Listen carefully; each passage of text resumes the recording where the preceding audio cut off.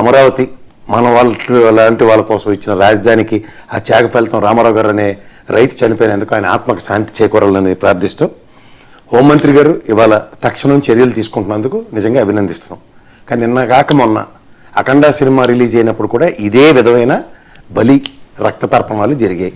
అంతకన్నా ముందు రాప్తాడు, నాకు తెలిసిన ఇక్కడ ప్రకాశం జిల్లాలో కొన్ని ప్రాంతాల్లో ఈ తెలుగుదేశం ప్రభుత్వం రాగానే ఇదే చంద్రబాబు గారి కట్అవుట్లు తెలుగుదేశం ఫ్లెక్సీల మీద ఈ జంతు బలులు చేసిన ఉదంతాలు కోకొల్లలు ఉన్నాయి.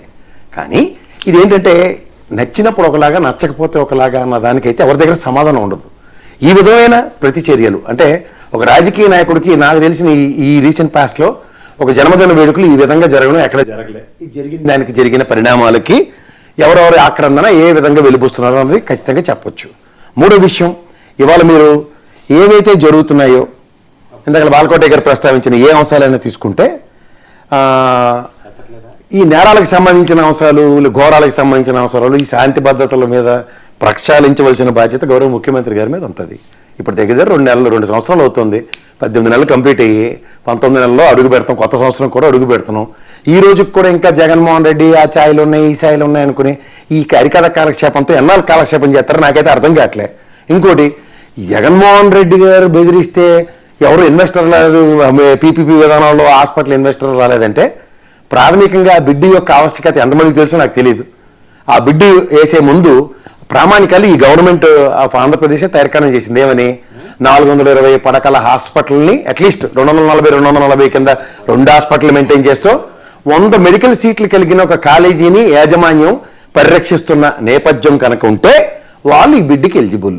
ఎవరైనా కిమ్స్ హాస్పిటల్లో షా అన్న పేరుంటే అమిత్ షా చట్టం అనుకుని గాబరాపడి ఇస్తే ఏమో నాకు తెలియదు. కానీ ఆ తీరా చూస్తే అతను కూడా ఈ కిమ్స్ హాస్పిటల్కి సంబంధించిన వ్యక్తి మాత్రమే. కానీ అతను కిమ్స్ హాస్పిటల్ తరఫున బిడ్డే లేదన్న దగ్గర ఆ బిడ్డకి శాంక్టివిటీ ఉందా లేదా అన్న దగ్గర బాలకోట గారు లాంటి వ్యక్తులు గ్రహించవలసింది ఏంటంటే, ఓ పక్క పవన్ కళ్యాణ్ గారు చంద్రబాబు గారు శాశ్వతంగా 15 సంవత్సరాలు మేమే ఉంటాం, మేమే ప్రభుత్వం, మాదే కూటమి ప్రభుత్వం చెప్తున్నప్పుడు జగన్మోహన్ రెడ్డి గారి ప్రభుత్వం వచ్చిన తర్వాత 2 నెలల్లో వాళ్ళని అరెస్ట్ చేస్తామని దానికి సంబంధం ఏముందండి? అసలు మీ ప్రాస్పెక్టులో అయితే ప్రభుత్వమే రాదు కదా వైఎస్ఆర్సీపీ.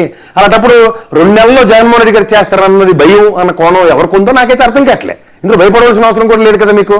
మీది సుపరిపాలన, సంరక్షితమైన పాలన, ప్రజారంజక పాలన అన్న దగ్గర మన గౌరవ ముఖ్యమంత్రి గారు ఉప ముఖ్యమంత్రి గారు ఇద్దరు కూర్చుని కలెక్టర్స్ అండ్ ఎస్పీ గారు కాన్క్లేవ్లో కేటగిరికల్గా చెప్పారు కదా.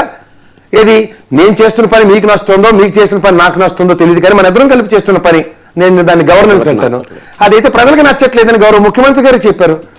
అదే సభలో అదే పవన్ కళ్యాణ్ గారు గౌరవ ఉప ముఖ్యమంత్రి హోదాలో, అంటే నాకు తెలిసి ర్యాంకులు చంద్రబాబు గారు ఇవ్వడం కాదు, తిరిగి పవన్ కళ్యాణ్ గారు కూడా గౌరవ ముఖ్యమంత్రి గారికి ర్యాంక్ ఇచ్చారు. ఏమని?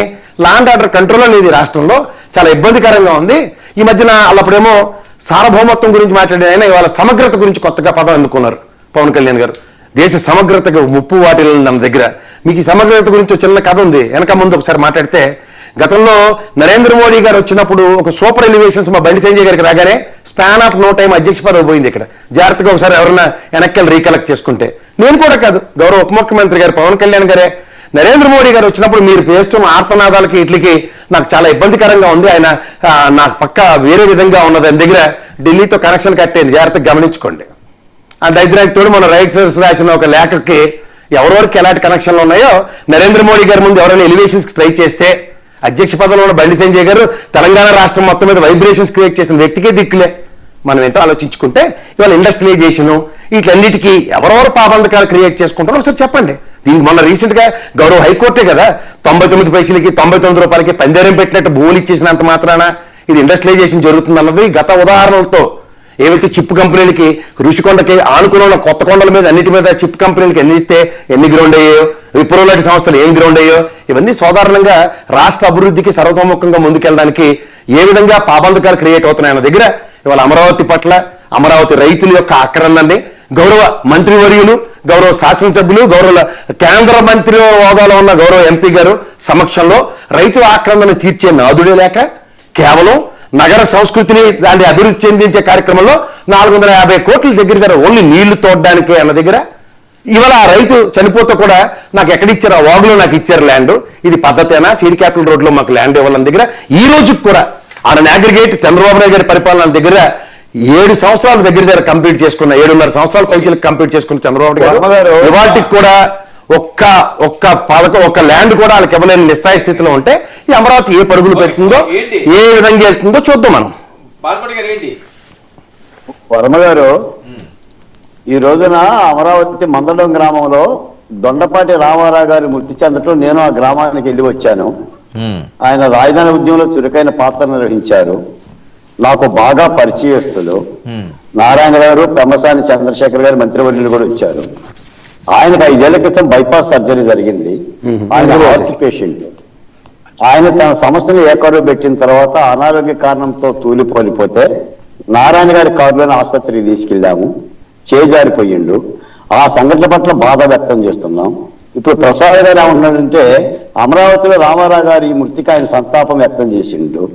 రాజధాని ఉద్యమంలో 274 మంది ప్రత్యక్షంగానే పరోక్షంగానే అసూలు బాశారు. ఇంకో మాట ఏంటంటే అమరావతి రైతులనే మాట ఇప్పుడు కొత్తగా వింటున్నాను నేను ప్రసాద్ గారి దగ్గర. మీరు చంద్రబాబు నాయుడు అందరూ అసూలు బాసండి మీ నాటి వాళ్ళకి పదవులు పంజారం పెడితే ఇవాళ కూడా నిస్సాయ స్థితిలో మళ్ళీ ప్రాణాలు కోరుతున్నారు. ప్రభుత్వం వచ్చిన తర్వాత కూడా ఇవాళ రామారావు గారికి సంతాపం తెలియజేయడానికి వెళ్ళినప్పుడు ఆయన నిన్న మాట్లాడింది నారాయణ గారి సమక్షంలో మాట్లాడలేదు. నేను గౌరవంగా చెప్తున్నా. అమరావతి రైతుల పట్ల కన్సర్న్ విషయంలో మీకెంతో మాకు అంతే. ఇవాళ రామారావు గారు అసూలు బాసినప్పుడు మీలో చిత్తశుద్ధి చాటుకుంటూ ఏం చేశారు? ఆయన ఆక్రమణ వెలిపించినప్పుడు నారాయణ గారి సమక్షంలో అది మాట్లాడరా? 5 సంవత్సరాల క్రితం బైపాస్ అయితే చచ్చిపోతారా? ఆయన ఎంత ఆవేదనకు గురయ్యారు?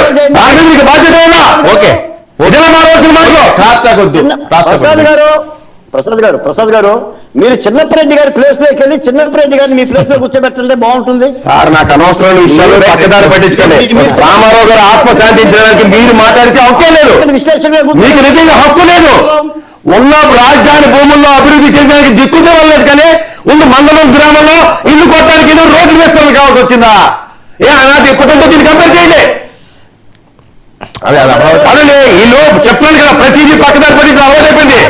రాజకీయ పదవుల కోసం చేసిన రైతు ఉద్యమాలవి నిజమైన రైతు చేసిన ఉద్యమానికి అసూలు మారుతున్నారు. ఓకే, దీని మీద చర్చించుకుంటే మాట్లాడారు. ఎందుకు పెట్టారు? రైతుల పట్ల మాట్లాడే హక్కు లేదు. బాధపడి ఒకరికి హక్కు ఉన్నది, హక్కు ఉంది. అలాగే ఓకే, ఆ లాక్డౌన్ అర్థం చేసుకోకుండా 5 సంవత్సరాల క్రితం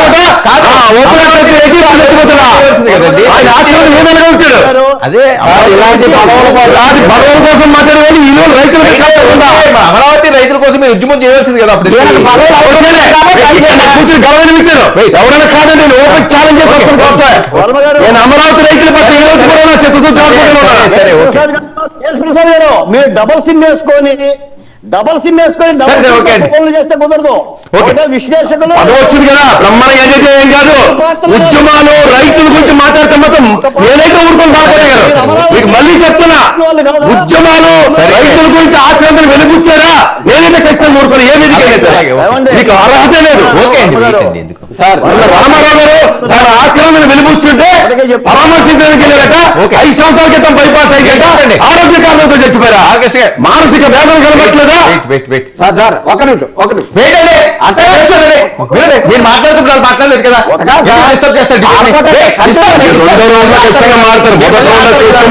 ప్రతిదానికి ఆపుతుంటారా?